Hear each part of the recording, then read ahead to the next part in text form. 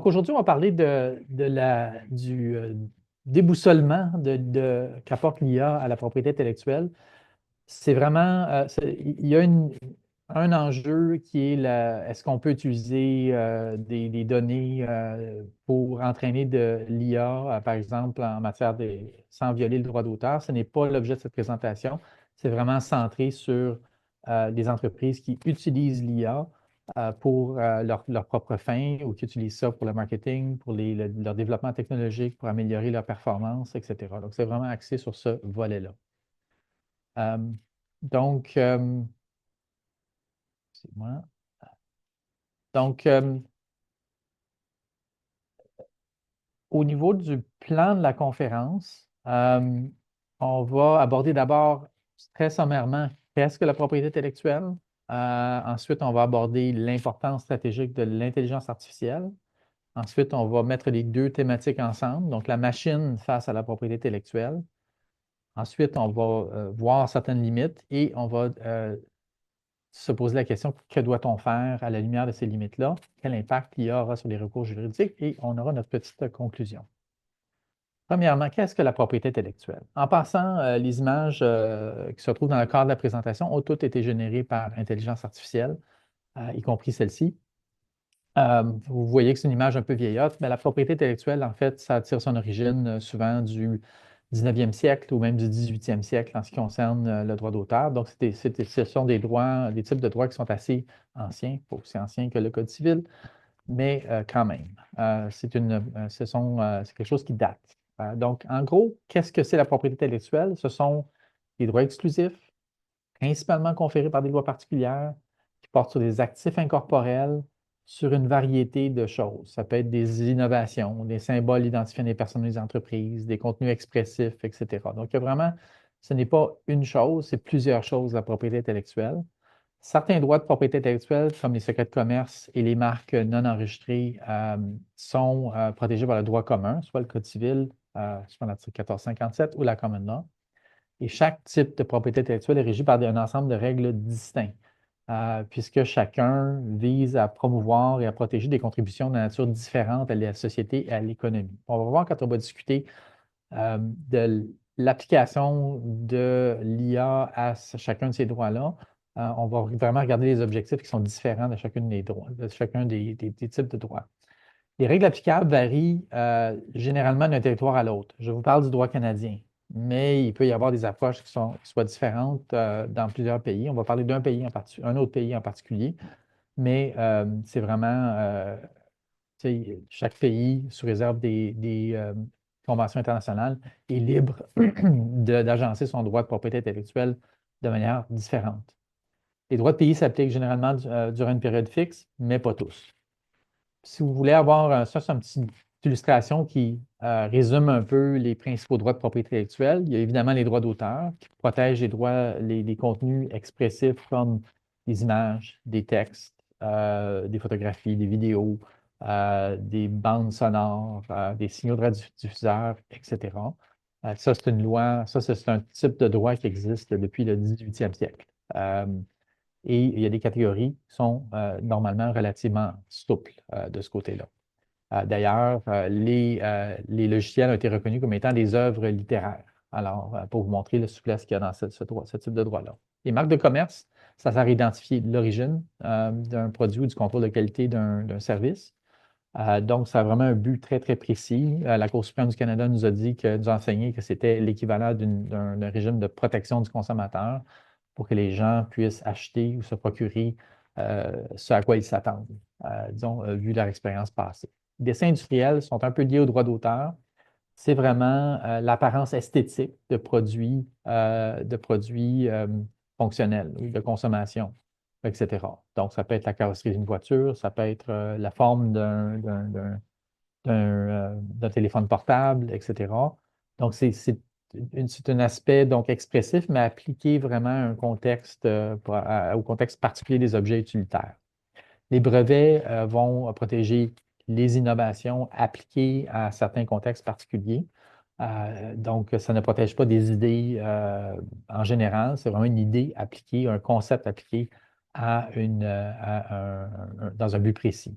les droits d'auteur non plus ne protègent pas les idées de manière générale ou les concepts généraux. Les secrets commerciaux sont évidemment des informations, des renseignements, une valeur économique parce qu'elles sont secrètes. C'est quelque chose on trouve toute une variété de contenus qui sont des secrets commerciaux.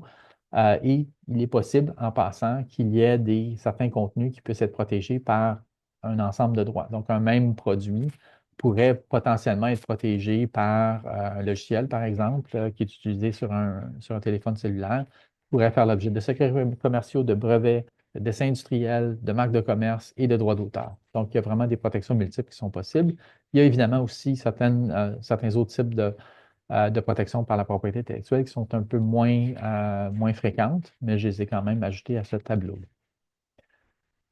Alors, quelle est l'importance stratégique de la propriété intellectuelle, ou de l'intelligence artificielle, excusez-moi.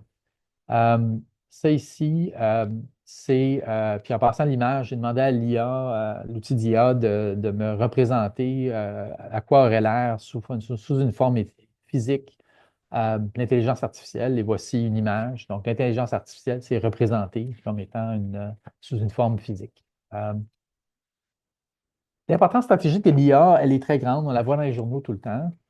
Récemment, Forbes a indiqué que les investissements en IA excéderont le quart de trillion de dollars américains en 2025. Et il y a vraiment une course afin de rivaliser en performance entre des grandes puissances et un club sélect d'entreprises. Comme vous le savez, probablement, pour créer des modèles d'intelligence artificielle, ça prend beaucoup de puissance de calcul qui se fait à l'aide de puces graphiques et ça coûte très cher. Ça coûte très cher en électricité, en puces, en hébergement, etc. Donc, c'est vraiment pour ça qu'on parle d'un club select d'entreprise.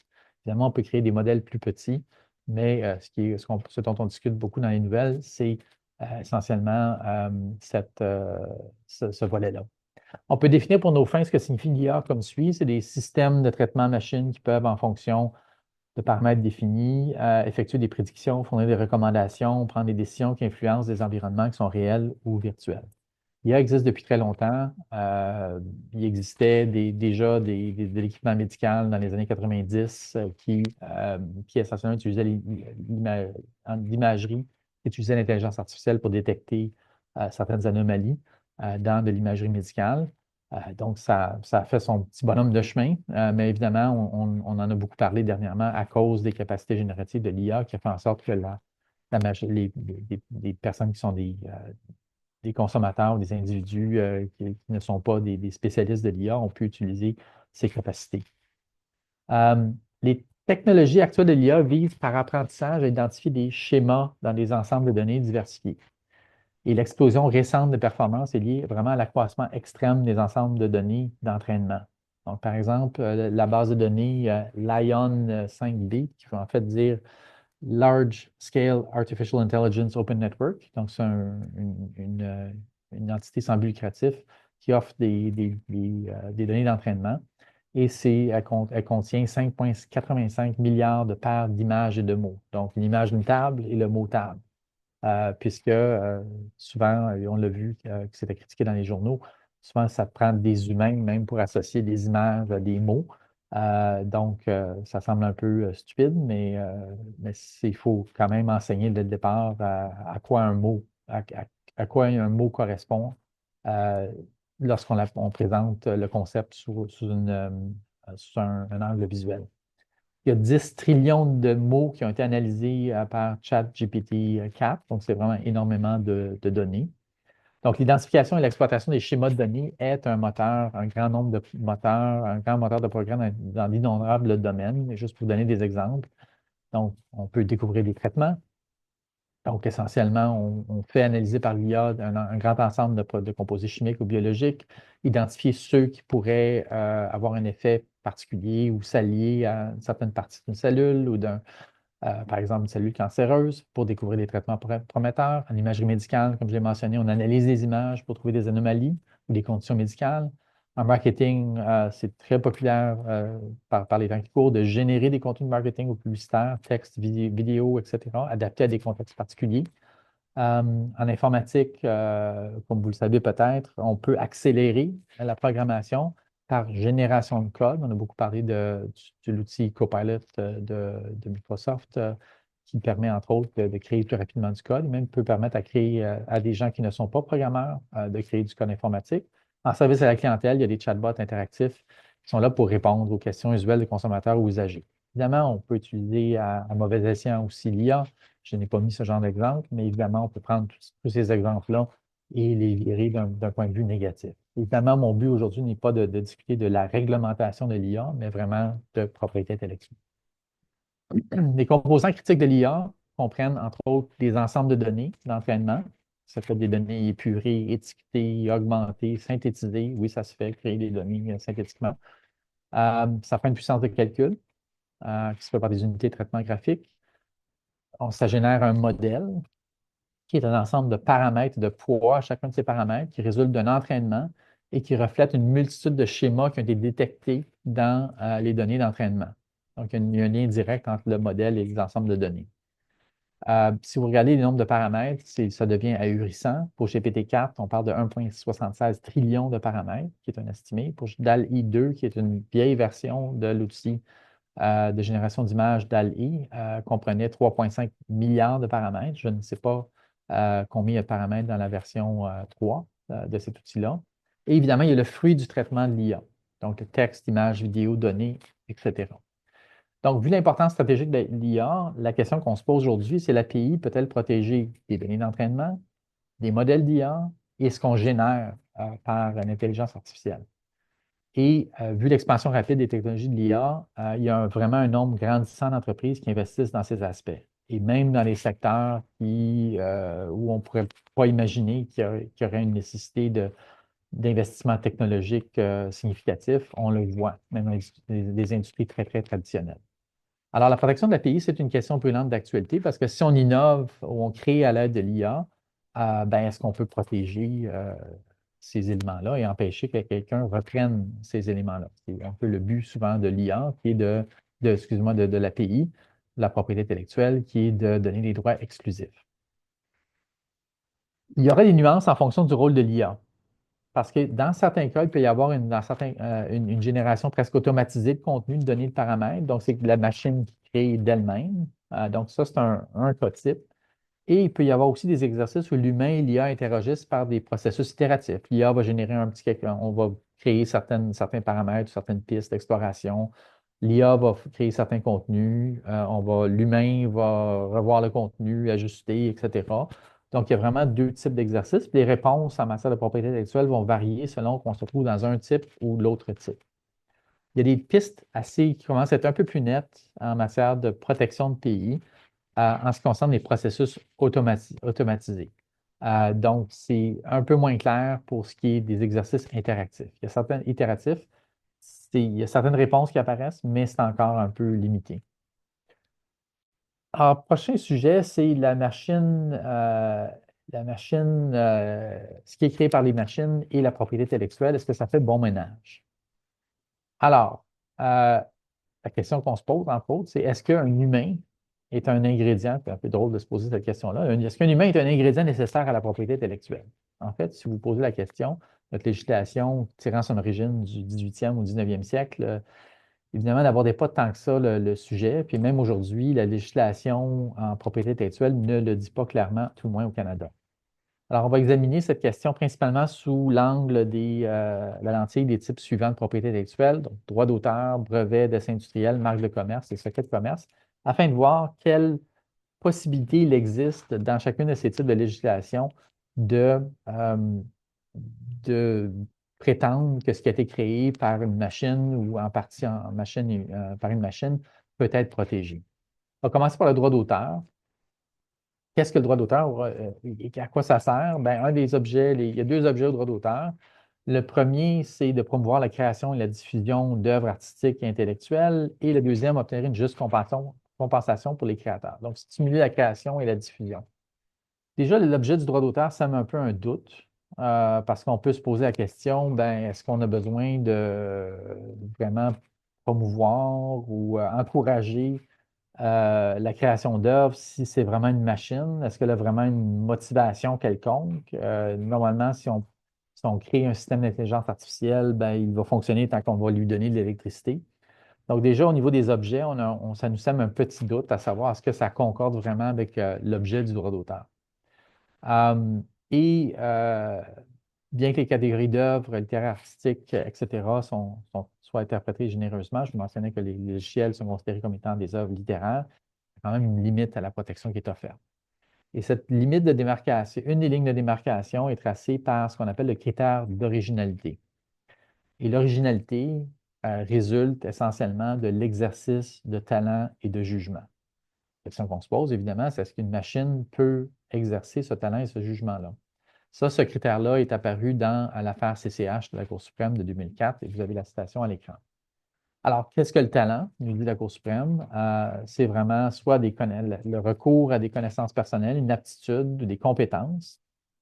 Donc, en termes de connaissances personnelles, est-ce qu'on pourrait dire que l'IA a des connaissances? Bien, il y a quand même un processus d'entraînement, ce qui permet de générer des paramètres. Donc, est-ce qu'on peut assimiler ça à une connaissance? Peut-être. Est-ce qu'on peut dire que c'est une aptitude à traiter de l'information ou est-ce qu'il y a une compétence issue de l'expérience pour produire une œuvre? La difficulté de ce côté-là, c'est que, au fond, ces connaissances personnelles, ça résulte d'un jeu de données et de paramètres qui ont été imposés à la machine. Et est-ce qu'on peut vraiment dire que ce sont des connaissances personnelles ou une aptitude ou des compétences particulières? Peut-être on pourrait le dire. Il faut aussi un exercice de jugement. Donc, c'est la faculté de discernement ou la capacité de se faire une opinion ou de procéder à une évaluation en comparant différentes options possibles pour produire l'œuvre. Ici, un modèle est vraiment une série de paramètres. Donc, il va y avoir certains choix qui vont être faits en fonction des informations qui vont lui être données. Donc, il y a des choix. À ce moment-là, mais à quel point est-ce qu'il y a une faculté de discernement ou une capacité de se faire une opinion? Parce que l'intelligence artificielle est essentiellement basée sur un modèle souvent probabiliste. Donc, c'est vraiment en fonction des données, on voit qu'est-ce qui est probable. Donc, est-ce que le discernement se résume à donner ou dire ce qui est le plus probable? Dans certains cas, dans l'exercice des courants d'une activité professionnelle par un humain, on va peut-être parfois regarder ce qui est plus probable. Peut-être parfois, on va examiner ce qui est moins probable dans certaines circonstances. Donc, sur les deux volets, il y a certains doutes. Il n'y a pas de tribunal canadien qui s'est prononcé en ce moment sur est-ce que la machine elle-même qui est programmée, un modèle qui est programmé, exerce un talent et un jugement. Ce qui est un peu plus clair, c'est qu'on a des jugements canadiens qui indiquent catégoriquement que la contribution d'un humain est nécessaire. Donc, deux causes que je vous cite à l'écran. Et puis, on peut se poser la question, OK, mais est-ce que c'est en fonction de l'exercice de talent et de jugement? Non, pas tout à fait. C'est vraiment d'autres caractéristiques du droit d'auteur qui ont influencé les tribunaux.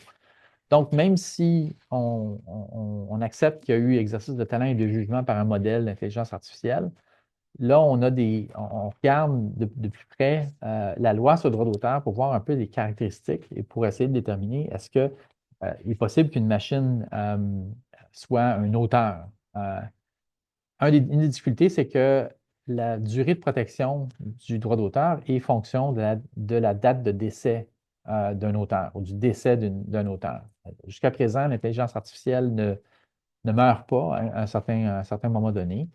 Donc, ça peut indiquer plus clairement qu'un humain est requis. Et aussi en matière de droits moraux, qui sont des droits qui sont plus personnels, des droits qui sont un peu similaires à des droits de la personnalité, comme par exemple le droit de voir son nom associé à une œuvre, le droit à l'intégrité d'une œuvre. En particulier, le droit à l'intégrité fait appel aux notions d'honneur et de réputation. Et on peut se poser la question, est-ce que l'IA aurait de l'honneur ou de la réputation? Une réputation, peut-être une réputation, l'honneur, c'est un peu difficile. De ce côté-là, la définition d'honneur fait appel à des principes moraux. Je ne suis pas certain qu'un modèle probabiliste, un modèle programmé en fonction de données, ferait l'acquisition de principes moraux. Donc, ça aussi, c'est une difficulté qui est quand même assez sérieuse. Et évidemment, les œuvres ne constituent qu'une partie de ce qui est protégé par le droit d'auteur. Je vous avais mentionné qu'il y avait aussi la protection des enregistrements sonores, des signaux de communication. Et dans les deux cas, Point positif, la durée des droits ne dépend pas de la vie d'un individu.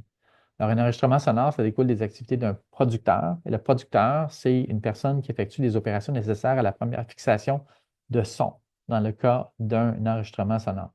Donc, c'est vraiment des opérations nécessaires. Donc, on parle moins, c'est plus une démarche de faire les arrangements pour avoir un studio, des techniciens, etc. Donc, c'est moins lié à l'exercice de talent et de jugement de ce côté-là. Un signal de communication est le fruit des activités d'un diffuseur, qui c'est un organisme qui émet un signal de communication. Finalement, le défi, c'est dans ces deux définitions-là, on réfère à une personne ou un organisme. En particulier, ça pourrait être un défi d'assimiler l'IA à une personne, puisqu'on peut référer au concept de personne juridique, soit un individu ou une entité, une personne morale. Donc, ça peut être un défi, mais ce qui pourrait se produire, c'est une espèce de glissement en disant, ben, au fond, si un radiodiffuseur utilise l'IA pour créer son signal de communication, peut-être que c'est quand même un signal de communication créé, émis par l'organisme en question. Donc, l'organisme qui utilise l'IA serait assimilé au radiodiffuseur. Donc, peut-être que par glissement, on pourrait peut-être prétendre que un signal de radiodiffuseur ou un enregistrement sonore est quelque chose qui pourrait être une matière qui pourrait peut-être être protégée par le droit d'auteur. D'ailleurs, au Royaume-Uni, on s'est inspiré un peu de cette approche-là en adoptant une disposition spécifique à l'IA qui accorde une protection plus courte de 50 ans à des œuvres créées par l'IA, non pas à l'IA comme telle, mais à une personne qui utilise l'IA. Donc, on voit que le législateur du Royaume-Uni est éveillé à cette approche-là. Mais il y a peut-être une base qui peut exister en droit canadien. Euh, ça- cette approche-là ne va peut-être pas apporter plus de protection par les données, parce que la protection, les données et les modèles, parce que une donnée comme telle, c'est difficile à protéger, parce qu'en principe, les faits ne sont pas protégés, seulement leur compilation, leur arrangement. Donc, ça peut limiter la protection. Et en matière de modèle, ben, en droit d'auteur, une méthodologie ou une formule est difficile à protéger. Donc, des paramétrages, des poids, c'est plus proche des méthodologies, des formules. Et donc, ça pourrait être plus difficile. L'ouverture plus grande qui demeure, c'est au niveau de ce qui est généré par l'IA, particulièrement en matière d'enregistrement sonore et de signaux de radiodiffusion. Par contre, au niveau des œuvres, donc une œuvre visuelle, un code, etc., là, on a moins de marge de manœuvre pour des contenus qui sont créés de manière autonome. Maintenant, en matière de brevets, la loi sur les brevets utilise le terme inventeur, mais encore une fois, ne le définit pas. Il n'y a aucune référence à la vie d'une personne physique dans la loi sur les brevets, donc évidemment, ça aide de ce côté-là. Par contre, la jurisprudence définit un inventeur comme étant une personne ayant formé dans son esprit le concept inventif revendiqué. Vous avez trouvé ça dans deux décisions, décision de la Cour suprême de 2002, repris avec des commentaires du juge dans l'affaire Sarnoff. Donc, je me souviens bien, je pense que c'est le juge Hughes dans ce dossier-là. Donc, ce ne sont pas des décisions qui portent sur l'IA, mais on définit un peu quelle est la notion d'inventeur. Euh, on trouve, donc, la notion d'inventeur réfère à la notion de personne. On retrouve aussi des traces du fait que l'inventeur doit être une personne dans la loi sur les brevets, dans certaines dispositions de l'article 32, 48, qui ne définissent pas ce qu'est un inventeur, mais quand même, on utilise personne, le concept de personne en association avec un inventeur. Donc, une personne dans ce contexte-là pourrait prendre sa signification légale usuelle qui exclurait l'IA agissant de manière autonome, parce qu'évidemment, l'IA, pour le moment, n'a pas de personnalité légale et n'est pas un individu comme tel. Jusqu'à présent, le tableau est assez noir au niveau des inventions créées uniquement par l'intelligence artificielle. Il y a une personne qui est M. Thaler, qui est responsable de jurisprudence à travers dans un grand nombre de pays maintenant, qui est quelqu'un qui a insisté, euh, de, pousse vraiment la question qui est est-ce que l'intelligence artificielle seule peut être un inventeur? Donc, ce qu'il a fait, c'est qu'il a créé un outil d'intelligence artificielle pour lequel il y a d'ailleurs un ou plusieurs brevets, qui a généré une invention qui était plus, je pense, qu'un contenant. Et en fait, il a déposé les demandes d'enregistrement, les demandes des dépôts de brevets en indiquant le nom de l'intelligence artificielle, le nom de son outil d'intelligence artificielle comme étant l'inventeur de cette innovation-là. Et jusqu'à présent, les tribunaux ont tranché que seule une personne physique peut être un inventeur. D'ailleurs, aux États-Unis, le juge indiquait qu'au fond, un des buts des objets du droit des brevets, c'était de promouvoir l'innovation, stimuler l'innovation. Le juge fait remarquer qu'en principe, l'intelligence artificielle n'a pas à être stimulée, elle fait juste agir. Tant qu'on lui donne l'électricité, elle va produire. D'ailleurs, au Canada, on a un peu la même approche. On dit souvent que le droit des brevets est un marché conclu entre l'État et l'inventeur pour encourager les gens à rendre publiques des solutions ingénieuses en échange d'un monopole limité, donc de droits exclusifs pendant une période limitée. Et donc, le raisonnement du juge américain pourrait se transposer peut-être au Canada en disant que, essentiellement, les gens n'ont pas à être motivés, donc l'IA n'a pas à être motivée. Donc, peut-être ce genre d'incitatif n'affecte pas la création d'innovation par l'IA, mais il y a déjà un juge américain qui s'est prononcé là-dessus. Maintenant, en matière de dessin industriel, la loi sur le dessin industriel fait référence à la notion d'auteur, mais ne définit aucunement ce terme.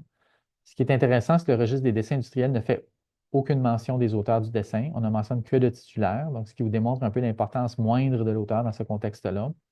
Et la durée des droits n'est pas liée à la vie d'un humain. Il n'y a jusqu'à présent, aucun énoncé jurisprudentiel qui précise l'importance spécifique des caractéristiques de l'auteur du dessin industriel, comme on a, par exemple, en matière de brevet. On n'a pas jusqu'à présent spécifié que ça doit être une personne. Ça viendra peut-être.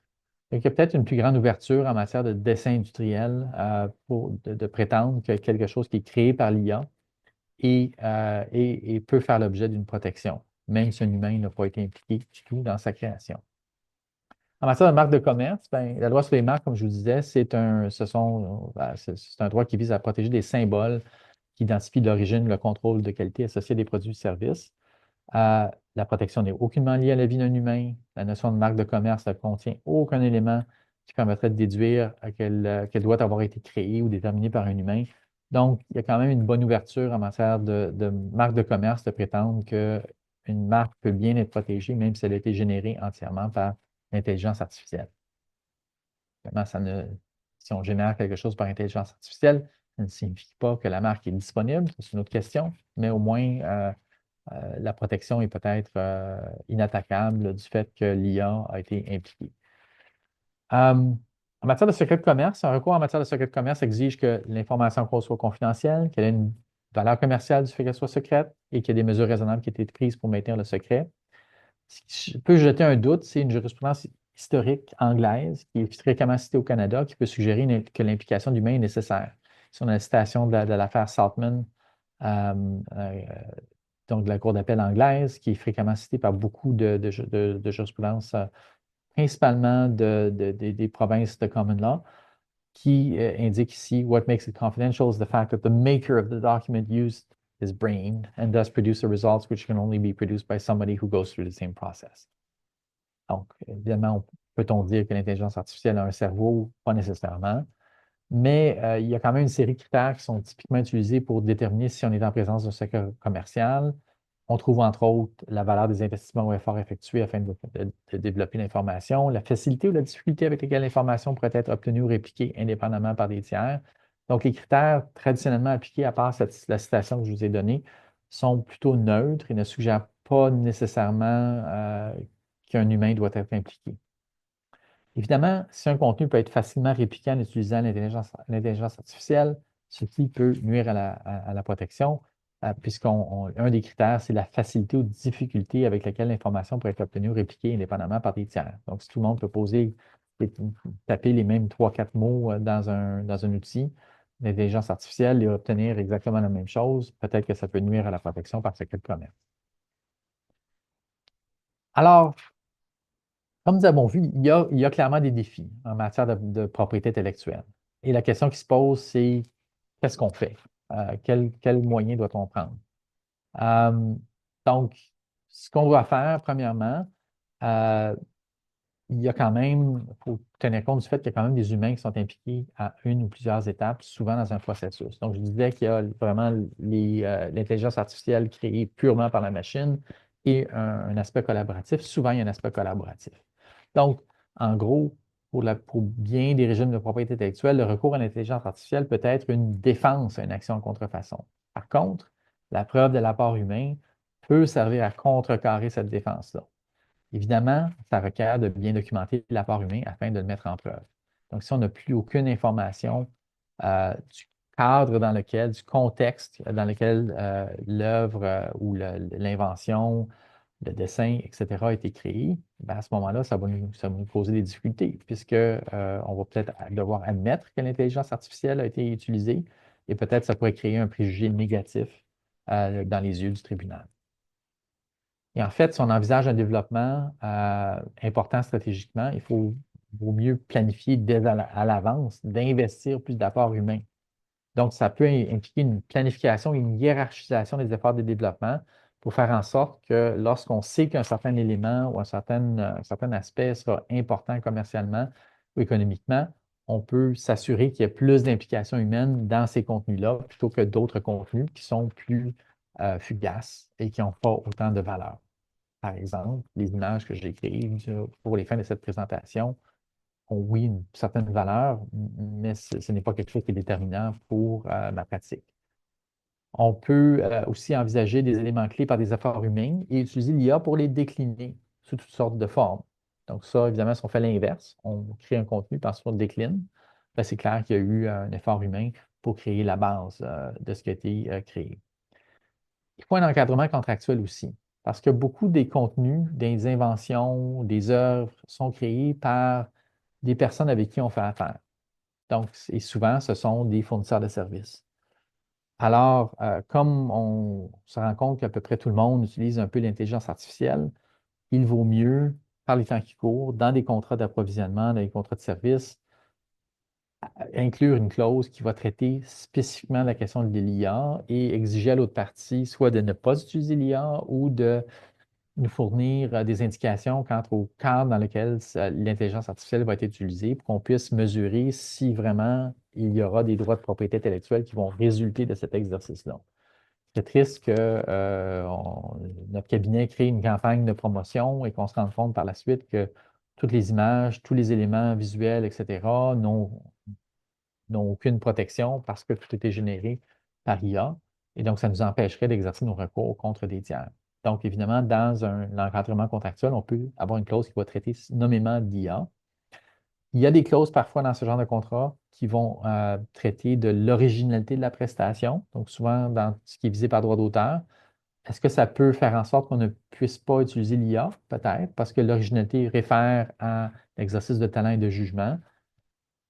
Donc, évidemment, il y a une question non répondue à savoir si l'IA peut automatiquement créer, par son opération automatique, exercer un talent et un jugement. Ça, c'est une question. Mais donc, des fois, juste le fait de stipuler une originalité peut aider un peu. Moi, ma préférence, c'est d'inclure des clauses plus claires et spécifiques. Donc, en termes de collection, de préservation de documents, ben, en droit d'auteur, il faut bien colliger un peu les connaissances, les aptitudes, les compétences. Qui a contribué? Quelles étaient qui sont ces personnes? Quelles connaissances, aptitudes ces personnes-là avaient?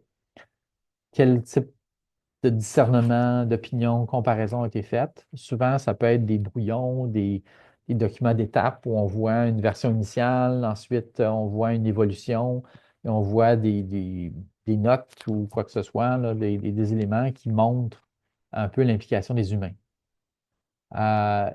Souvent, l'IA, en passant, est un processus itératif et il peut y avoir une intervention humaine. Euh, et d'ailleurs, en matière de génération d'images, la question s'est posée devant le Copyright Office américain où essentiellement des gens ont prétendu, se sont fait refuser la protection pour des images.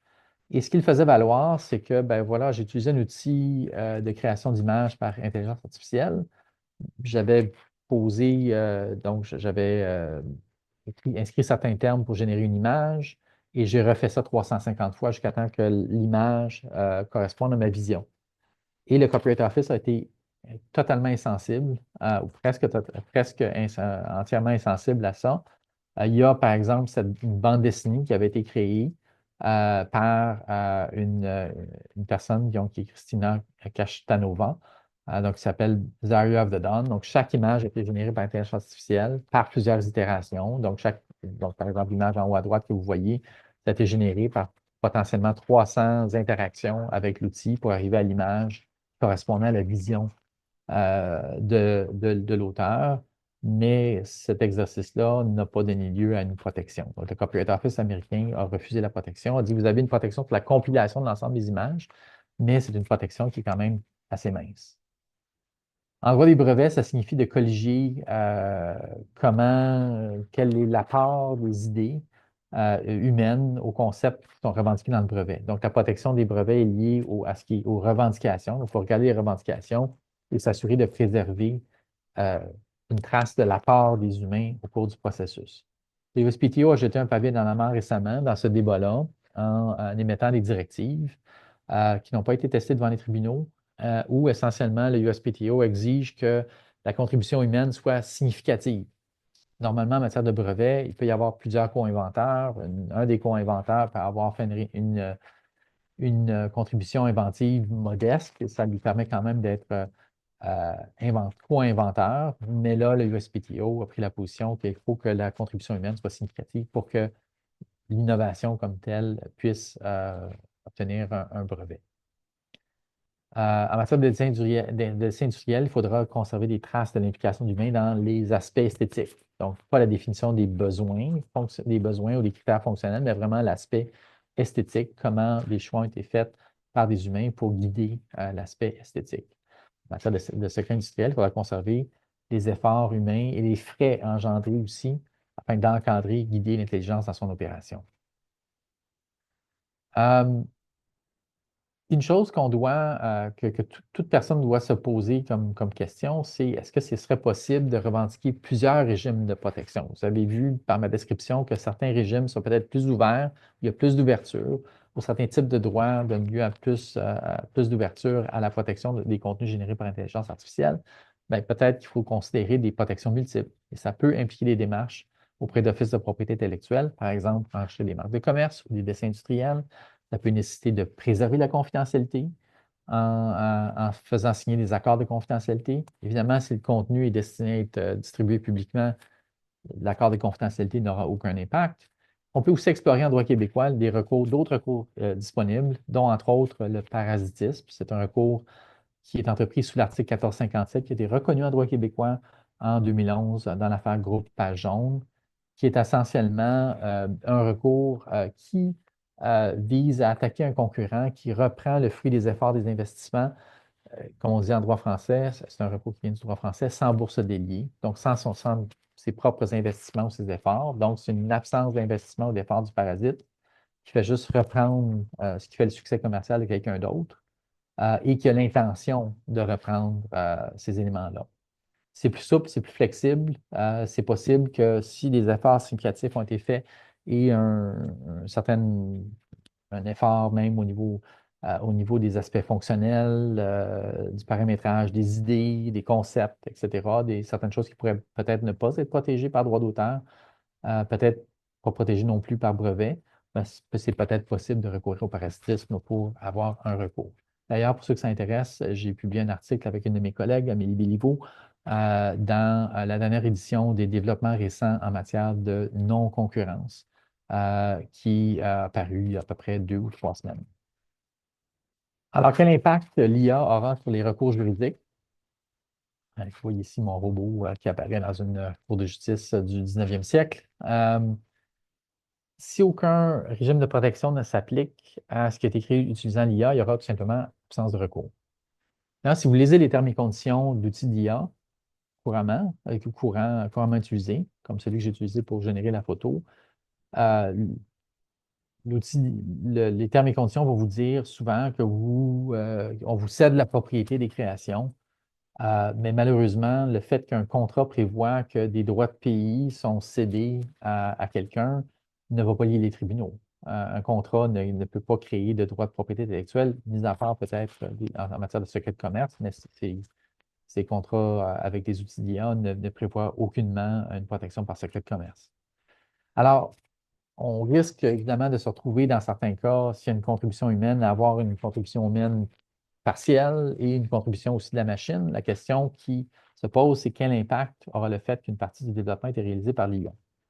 Un des principes directeurs en matière de propriété intellectuelle et d'attribution de dommages ou de profit, c'est on ne va accorder des recours monétaires que dans la mesure où il découle de la violation de la propriété intellectuelle.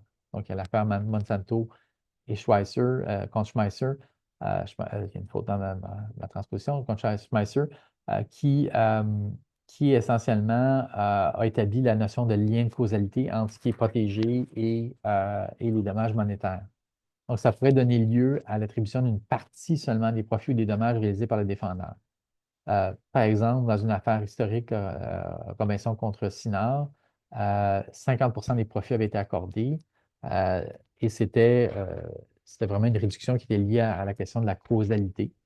Donc, évidemment, il n'y avait pas d'IA cette cause-là, mais ça montre que les réductions peuvent être quand même significatives. Donc, la question, c'est si 30 d'une œuvre a été créée par un humain et 70 a été créé par l'IA, est-ce qu'on doit réduire, faire en sorte que seulement 30 des profits soient accordés aux défendeurs? Donc, c'est une bonne question. Et je pense que ce sera un autre élément qui devra être traité par les tribunaux. Euh, pour conclure, je pense qu'il faut comprendre que l'intelligence artificielle s'inscrit très rapidement dans les processus d'affaires. Donc, mon expérience personnelle, c'est qu'il y a des centaines d'entreprises qui adoptent l'intelligence artificielle, qui l'intègrent à des outils, des processus. Ça peut être pour optimiser des choses simples comme des livraisons, de l'assemblage de différentes choses. Je suis très impliqué dans le domaine industriel et je peux vous dire que l'intelligence artificielle est très, très, très présente dans ce phénomène-là. Vous n'entendrez parler aucunement de ces éléments-là dans les journaux, mais c'est un peu partout. Si vous êtes avocat, vous avez des clients qui sont dans un milieu d'affaires, je vous invite à poser la question à votre client périodiquement. Et puis, est-ce que Contact X, est-ce que tu utilises l'intelligence artificielle dans ton entreprise? Peux-tu m'expliquer comment? Vous seriez peut-être surpris des résultats.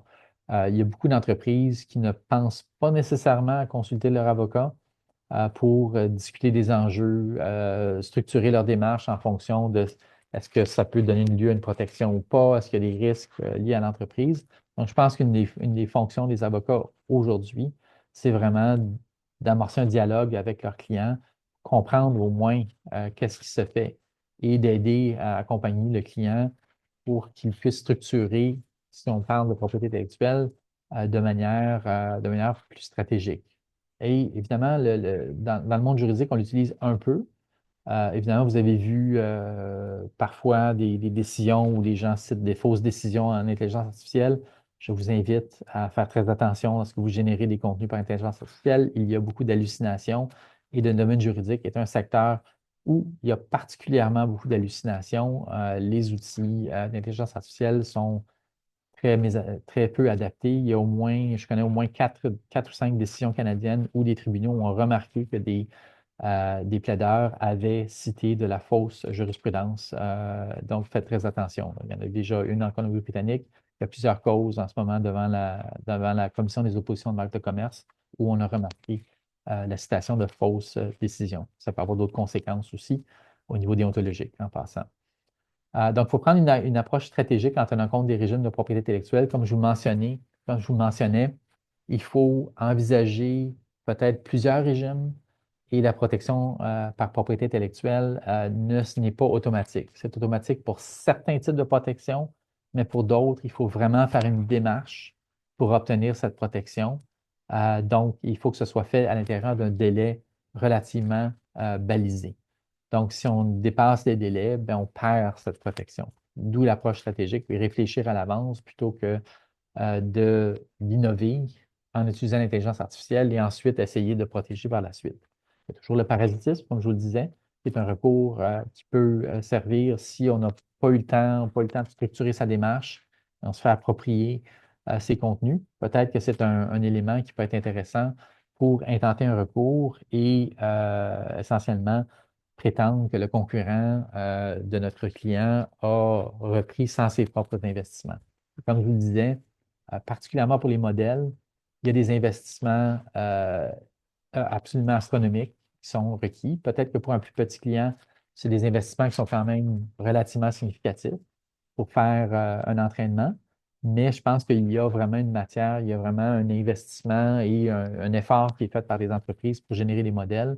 Donc, en particulier pour des modèles d'intelligence artificielle ou un modèle préexistant qu'on adapte vraiment aux besoins d'une entreprise, je pense qu'il faudrait considérer sérieusement le parasitisme si, comme les autres régimes de propriété intellectuelle, sont plus difficiles d'approche pour revendiquer une protection.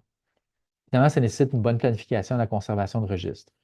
Donc, dans le domaine scientifique, il y a une tradition de préserver des notes de laboratoire, etc. C'est pas parce notre démarche d'innovation utilise l'intelligence artificielle qu'on doit cesser d'avoir l'équivalent des notes de laboratoire.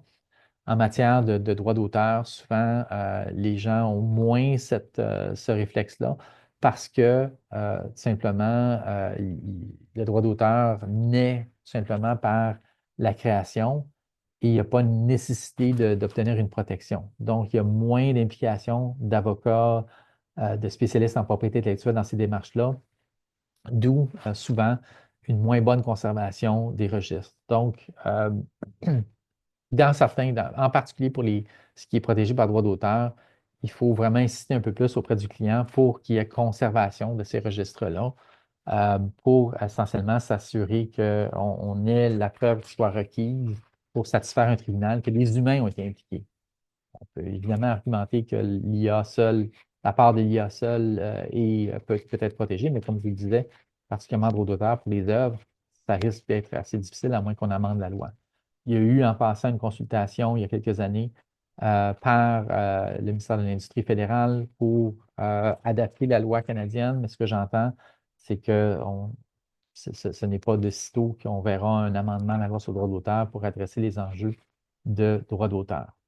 Finalement, il faut adopter une gestion adéquate du travail par des tiers. Et ça, c'est un aspect qui est très important. Il y a beaucoup de fournisseurs de services qui utilisent l'IA. Il y a beaucoup de contenu qui est créé par des fournisseurs de services qui va être protégé par droit d'auteur. C'est un des droits qui a vraiment des enjeux les plus sérieux en matière de protection. Donc, je vous invite à travailler avec vos clients, revoir les modèles que vous utilisez, particulièrement pour les contrats de services, pour inclure des clauses qui vont gérer le recours à l'IA. Évidemment, l'IA apporte beaucoup d'efficacité, une vitesse, etc. Mais évidemment, on ne veut pas se faire imposer un cadre de travail qui implique l'IA par un fournisseur sans avoir notre mot à dire. Et ça peut évidemment créer une discussion quant au prix des services aussi. Donc, je pense évidemment, le fournisseur n'aura pas nécessairement intérêt à afficher le fait qu'il va recourir à l'intelligence artificielle adéquatement pour la prestation de son service. Évidemment, peut-être même au niveau d'appel d'offres, c'est peut-être intéressant de comparer un peu si chaque soumissionnaire va utiliser l'intelligence artificielle ou non. Ça permet de comprendre un peu la différence de prix et peut-être qu'on peut obtenir des services à 5 000 sans possibilité d'obtenir une protection par propriété intellectuelle. Et peut-être que la prestation à 10 000 permet d'obtenir une protection parce que plus d'humains sont impliqués. Alors, je vous remercie infiniment de votre attention jusqu'à présent.